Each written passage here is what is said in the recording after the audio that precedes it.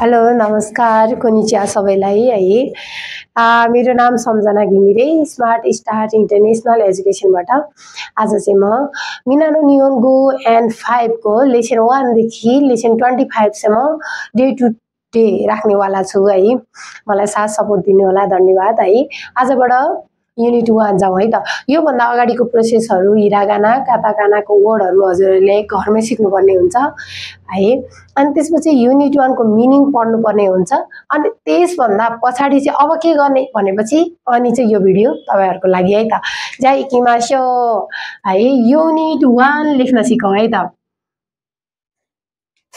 Okay unit 1 लेख्न सिकौं है त दाई खा भनेको युनिट है दाई खा भनेको युनिट अब यहाँ भित्र जुन नम्बर हालिन्छ त्यो चाहिँ युनिट 80 भन्ने हुन्छ है त आज हामी कतिमा छौं यस युनिट 1 मा छौं है 1 लाई के भन्छ तपाईले सुजी अंक पनि पढेर आउनु पर्छ है मसँग जोडिनलाई सुजी भनेको अंक हो युनिट 1 लाई अब 1 लाई के भन्छ त 1 लाई इची भन्छ है भनेपछि यहाँ के भयो दाई इची खा भयो है तर के छ भने अलिकति चाहिँ 1 लाई 6 लाई र 8 लाई चाहिँ सकेसम्म चाहिँ सर्टकटमा बोलेको राम्रो हुन्छ है त्यो हुनाले यसलाई चाहिँ अलिकति प्रोनाउन गर्दाखेरि चाहिँ के भन्नु पर्यो दाई दाई दाई इखा भनेर भन्नुपर्छ है दाई इचिखा भन्न पाइदैन है दाई इखा भन्यो भने राम्रो हुन्छ है अब त्यसपछि मिनिङ बुकमा दिएको चाहिँ मिनिङ भन्दा एक्स्ट्रा 2-4 वटा मिनिङ पनि थाहा पाऊ है त धेरै सजिलो हुन्छ हेरौं त देश देश भनेको के हो भने नि देश भनेको हो भनेको है सेन्टेन्स को लास्टमा युज गरिन्छ है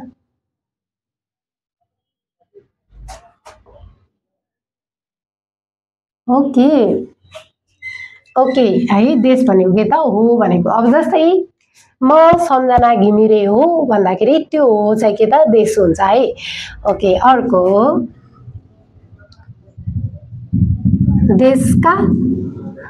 देशका भनेको चाहिँ हो भनेर क्वेशन मार्क गरेको है हो भनेर मार्क गरेको माथिको जस्तै सेन्टेन्स को लास्टमा युज गरिन्छ यो पनि है अर्को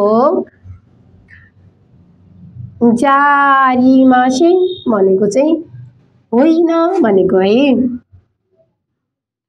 होइन भनेको हो को उल्टो के हुन्छ होइन हुन्छ यो पनि सेन्टेन्स को लास्टमा युज गरिन्छ है त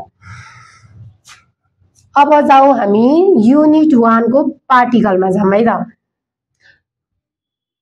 ओके युनिट 1 को पहिलो पार्टिकल के भयो यसलाई के भनेर बोल्नुहुन्छ तपाईहरु एकदमै यसलाई हा भनिन्छ हामीले 46 वटा लेटर भित्रको हिरागानाको के त यो हा हो तर यसलाई बोल्दाखेरि के भन्नुपर्छ भने बोल्दाखेरि प्रोनाउन गर्दा चोन गर्दा चाहिँ यसलाई वा भनेर गर्नुपर्छ है यदि हा चाहिँ पार्टिकल को रूपमा सेन्टेन्स को बीचमा कुराहरुलाई जोड्ने बेला आयो भने चाहिँ यसलाई वा भनेर बोल्नुपर्छ है त अब कहाँ युज हुन्छ भनेर पनि लेखौं है त नाउन भन्दा पछाडी युज गरिन्छ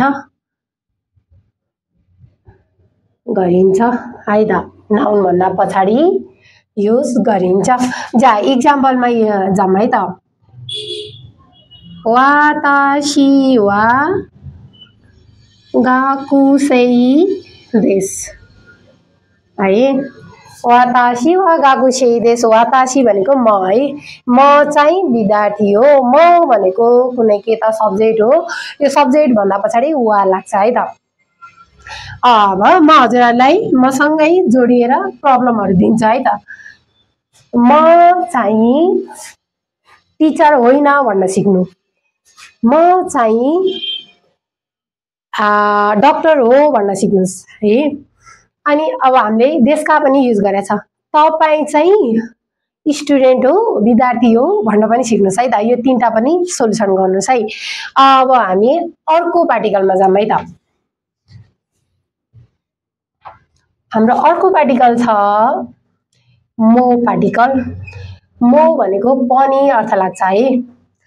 जस्तै म पनि टिचर हो लेख्छु है त म वातासी गोमेन्ने वातासी मो सेन्सेई देसु के त म पनि टिचर हो भयो है। मो पार्टिकल युज गर्न इजी छ है। मो भनेको पनि अनि पनि जेमा आउँछ त्यसैमा लगाउने है त। अब लास्ट वान छ है। युनिट 1 मा 3टा पार्टिकल हुन्छ, यो चाहिँ लास्ट हो है। नो पार्टिकल, नो को अर्थ को हुन्छ। जस्तै म चाहिँ जापानी भाषाको विद्यार्थी हो भन्न सिकौँ है त। म चाहिँ जापानी भाषाको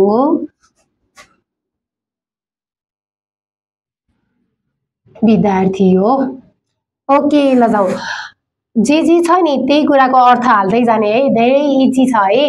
जापानी भाषा धेरै धेरै धेरै इजी छ। किन नेपालीको जस्ताको तस्तै कुरा ग्रामरमा जाँदाखेरि उथलपुथल इङ्ग्लिस जस्तो हुँदैन कि नेपाली र जापानिज जस्ताको तस्तै मिल्छ। त्यो हुनाले जे हो त्यसको मिनिङ हाल्दै गयो भने ठ्याक्कै जापानिज सेन्टेन्स पनि बनिहाल्छ है। म भनेको के त युनिट 1 मा पहिलो मिनिङ पढेको छ तपाईहरुले। म भनेको वातासी, चाहिँ भनेको अघि हामीले पढेको थियो के वा। जापानी भाषालाई के भन्छ भने निहोन्गो भन्छ है। को भनेको के त को भनेको पनि अघि पढाएको थियो नि सरी को भनेको नो यहाँ पढेको है। नो विद्यार्थीलाई के भन्छ गाकुसेई देश। ओके म पनि जापानी भाषाको विद्यार्थी हो। म चाहिँ जापानी भाषाको विद्यार्थी हो भयो है। हाम्रो युनिट 1 मा यति कुराहरू छ है। आर्टिकल जान्नु भयो भने जस्तो जे पनि बुक सबै लान सकिन्छ है। जाने छैन र।